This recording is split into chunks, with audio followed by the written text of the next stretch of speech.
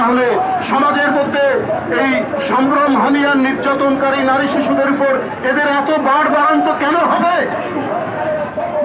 এরা যে পৃষ্ঠপোষক তার অনেক দৃষ্টান্ত রয়েছে। আপনারা জানেন 2009 সালে অথবা 10 সালে উপজেলা চেয়ারম্যান বড়াইগ্রাম নাটোরের নূর হোসেন বাবুকে তাকে যুবলীগ ছাত্রলীগের ছেলেরা হত্যা করেছে, আঘাত করেছে, লাশের উপর নাচানাচি করেছে। এতদিন অতিবাহিত হয়ে গেল, চার্জশিট দেওয়া হয়নি, কারণ ওই হত্যাকারীদেরকে বাঁচাতে চায় সরকার, কারণ ওরা তার দলের লোক। আজকে প্রত্যেকটি ঘটনার সাথে সরকারের অঙ্গ সংগঠন জড়িত, প্রতিদিন তাদের নাম আসছে। ওবায়দুল কাদের, হাসান মাহমুদ, আপনাদের তারক নয় না। আপনারা বলেন বিএনপির টপ টু বটম পদত্যাগ করতে হবে। আরে আপনাদের যদি বিবেক থাকতো, আপনাদের যদি মানবতা থাকতো, তাহলে আপনারা প্রতিদিন কান ধরে উঠবাস করতেন আপনাদের এই অনাচারকে প্রশ্রয় দেওয়ার জন্য, এই ঘৃণ্য নারীর উপর সম্ভ্রম হানিকে প্রশ্রয় দেওয়ার জন্য।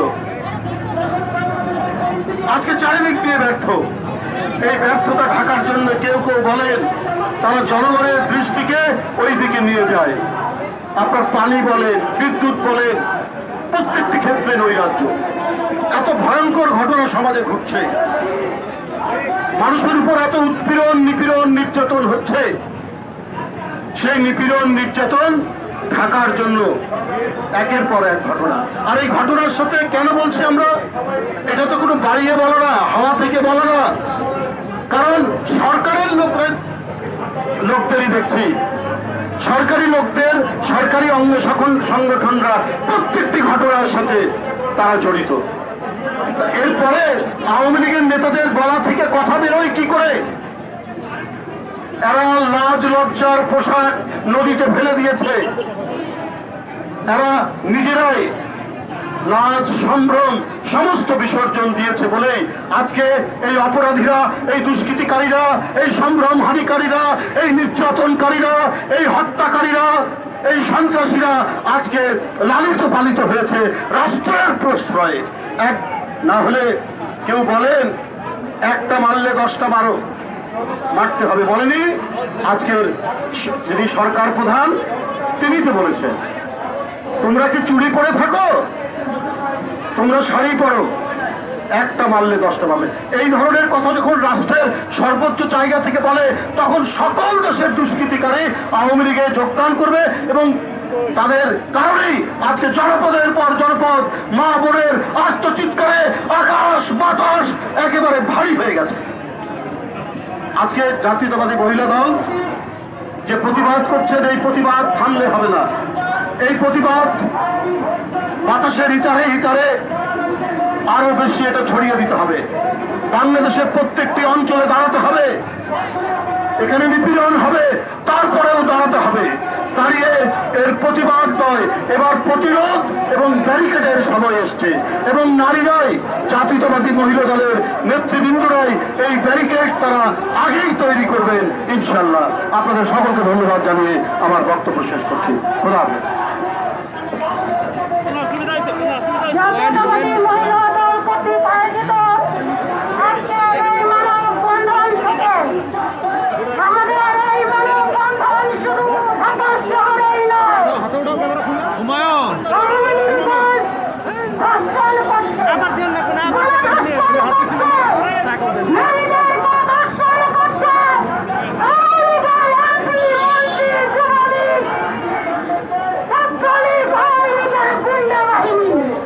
এখান থেকে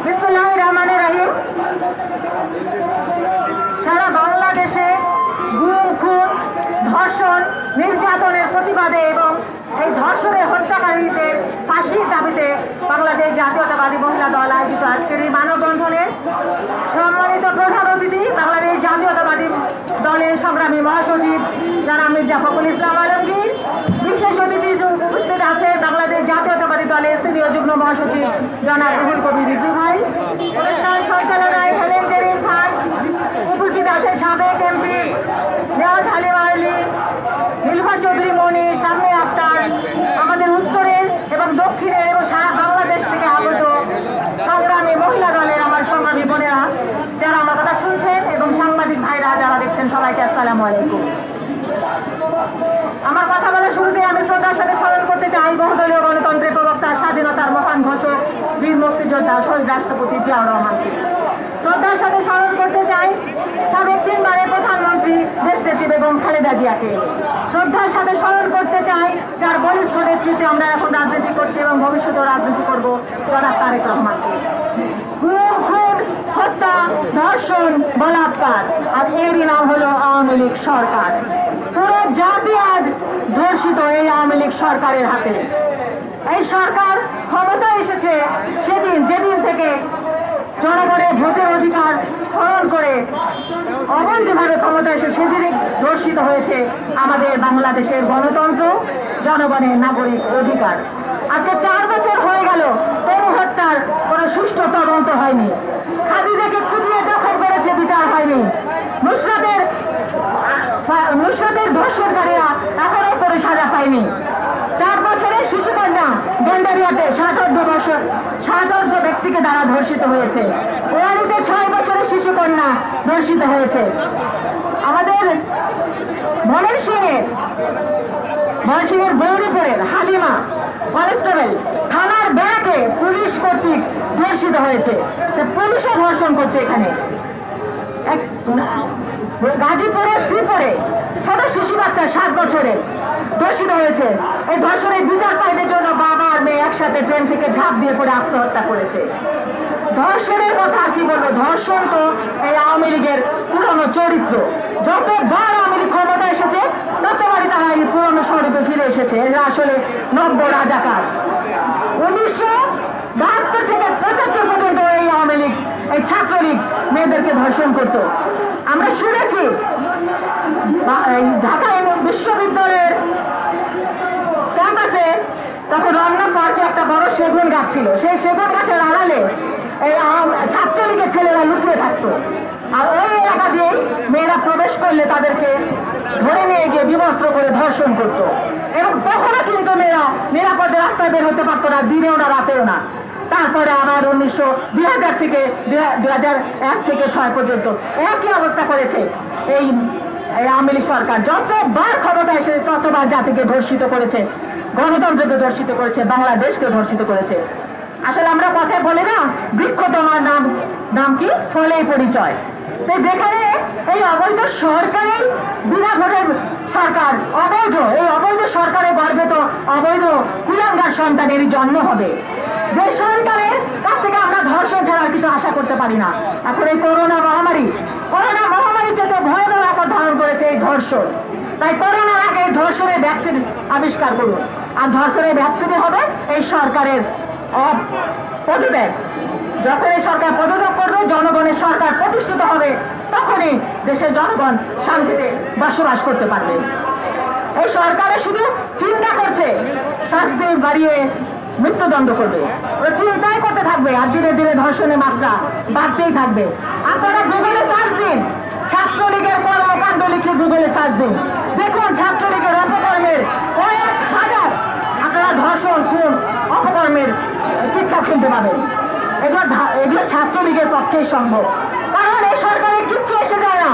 এই সরকারের প্রত্যেকটা মন্ত্রী, এমপি, স্ত্রী এবং কন্যারা বিদেশে নিরাপদে রয়েছে। আর ধর্ষিত হচ্ছে আমরা সাধারণ জনগণ। এটা তো শুধু বিএনপির একার সমস্যা নয়, ধর্ষণ তো বিএনপিকে ভোট দেওয়ার জন্য ধর্ষণ হয়েছে, কিন্তু ধর্ষণ এখন সাধারণ সমস্ত জনগণের। তাই জনগণের দাবি, আসুন আপনারা আমরা সকলে মিলে একত্রিত হই এবং এই ধর্ষণ, এই খুনি সরকারের বিরুদ্ধে আমরা স্লোগান তুলি। কারণ আন্দোলন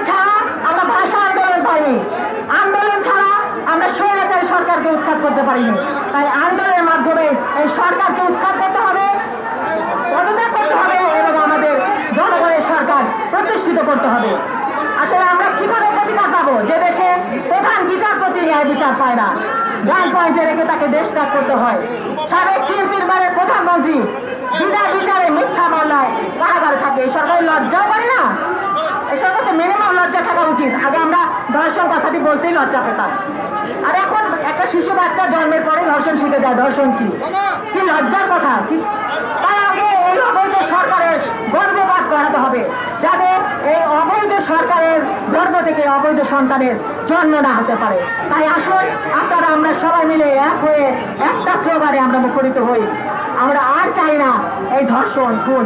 আমরা কিন্তু যতদিন এই সরকার ক্ষমতা থাকবে কোন খুন গুম হত্যা ধর্ষণের বিচার হবে না।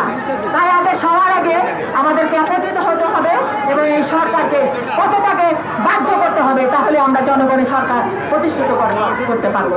ধন্যবাদ সবাইকে। আসসালামু আলাইকুম।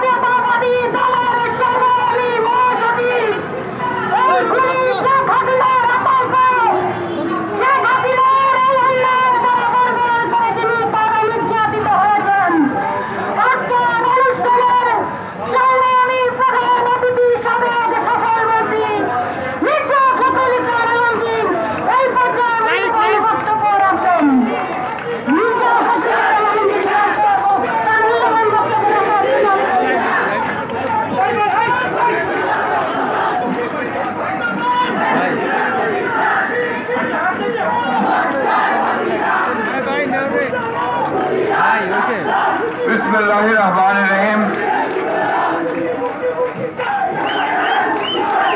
বাংলাদেশের ক্রমবর্ধমান নারী নির্যাতন এবং ধর্ষণের প্রতিবাদে বাংলাদেশ জাতীয়তাবাদী মহিলা দল আয়োজিত আজকের এই প্রতিবাদ মানববন্ধনে সম্মানিত সভাপতি বাংলাদেশ জাতীয়তাবাদী মহিলা দলের সংগ্রামী সভানেত্রী বেগম আফরোজা আব্বাস আমাদের মাঝে আজকে এখানে উপস্থিত আছেন। আমাদের বাংলাদেশ জাতীয়তাবাদী দলের সিনিয়র যুগ্ম মহাসচিব, গণতান্ত্রিক আন্দোলনের যিনি এখন নেতৃত্ব দিচ্ছেন অন্যতম নেতা, এবং একই সঙ্গে যিনি আজকে নিরলসভাবে পরিশ্রম করে চলেছেন রুবিউল কবির রিজভী সাহেব। আমাদের মাঝে উপস্থিত আছেন মহিলা দলের সম্মানিত নেতৃবৃন্দ, প্রিয় ভাই ও বোনেরা, আসসালামু আলাইকুম। আমি ধন্যবাদ জানাতে চাই বাংলাদেশ জাতীয়তাবাদী মহিলা দলকে যে তারা আজকে এই ভয়ঙ্কর ভয়াবহ এবং মর্মান্তিক এই যে অপরাধ, ধর্ষণ এবং নারী নির্যাতন, তার বিরুদ্ধে সোচ্চার হয়ে আজকে তারা মাঠে নেমেছে। বাংলাদেশে এখন যে পরিস্থিতি চলছে, এই পরিস্থিতিগুলো সভ্য সমাজের নয়। এটা একটা সম্পূর্ণভাবে অসভ্য একটি সমাজে পরিণত হয়েছে। যে সমাজে কোনো নৈতিকতা নেই, যে সমাজে কোনো আইনের শাসন নেই, যে সমাজে কোনো বিচার নেই, সেই সমাজে পরিণত হয়েছে। এবং আজকে বর্তমান আওয়ামী লীগ সরকার এর জন্য সম্পূর্ণভাবে দায়ী। তারাই আজকে এই সমাজকে এরকম ভয়ঙ্কর একটি নৈরাজ্যময় পরিস্থিতির সৃষ্টি করেছে। যারা আজকে এই সমস্ত অপরাধ ঘটাচ্ছে, এই সমস্ত অপরাধীরা তারা আজকে শাসকের দ্বারা, আওয়ামী লীগের দ্বারা, এই সরকারের দ্বারা তারা প্রশ্রয় পাচ্ছে এবং এই সমস্ত অপকর্ম করতে তারা আরো বেশি উৎসাহিত হচ্ছে। এই সরকার আপনারা জানেন, সবাই বারবার আমরা বলছি যে তাদের জনগণের সঙ্গে কোনো সম্পর্ক নেই।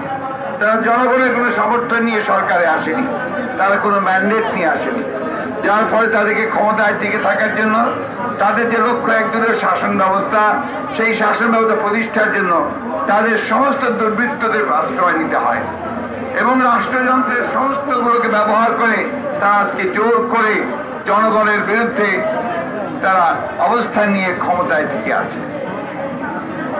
আজকে আমাদেরকে যদি এই বাংলাদেশকে 1971 সালে যে চেতনা নিয়ে আমরা যুদ্ধ করেছিলাম, একটি গণতান্ত্রিক রাষ্ট্র ব্যবস্থা নির্মাণ করবার জন্য, একটি গণতান্ত্রিক সমাজ নির্মাণ করার জন্য, একটি মুক্ত সমাজ নির্মাণ করার জন্য, তাহলে আজকে ঐক্যবদ্ধ হতে হবে। দুর্ভাগ্য আমাদের যে সরকার তারা প্রথম থেকে যেটা চেষ্টা করে আসছে তা হচ্ছে এখানে সমস্ত ভিন্ন মতগুলোকে, রাজনৈতিক দলগুলোকে নিষিদ্ধ করে দিয়ে তারা একদলীয় শাসন ব্যবস্থা প্রতিষ্ঠা করতে চায়। আজকে কেন মহিলাদের এই নিরাপত্তার অভাব, কেন আজকে আমাদের শিশুরা নির্যাতিত হচ্ছে, কেন আমাদের মেয়েরা ধর্ষিত হচ্ছে, এর একটাই মাত্র কারণ যে এই সরকার জনগণের সরকার নয়।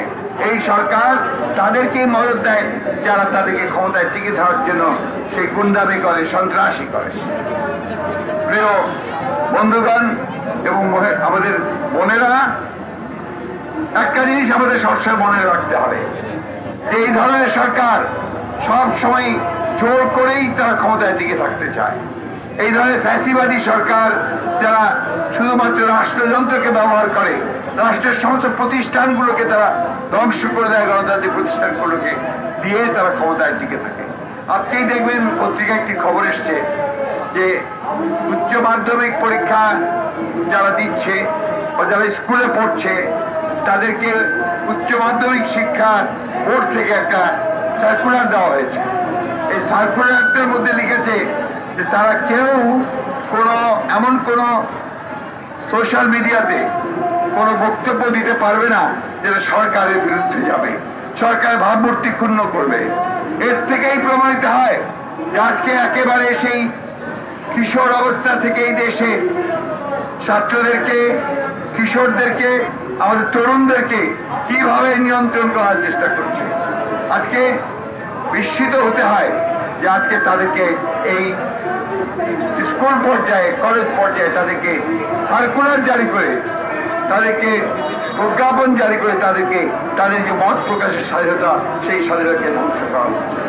আজকে শুধু এখানে নয়, সারা দেশে আজকে আমাদের সাংবাদিক ভাইরা, রাজনীতিবিদরা, এমনকি যারা আইন পেশা করেন তারাও আজকে তাদের মতামত প্রকাশ করতে পারছে না।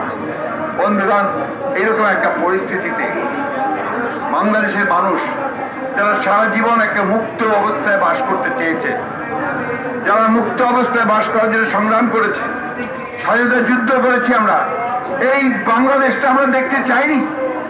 আমরা তো দেখতে চেয়েছিলাম যে একটি গণতান্ত্রিক বাংলাদেশ, একটা যে দেশে, যে রাষ্ট্রে মানুষের স্বাধীনতা থাকবে, বহুমত থাকবে, সেই বহুমতের ভিত্তিতে একটা সৌরভ ছড়িয়ে দেবে, গণতান্ত্রিক সৌরভ।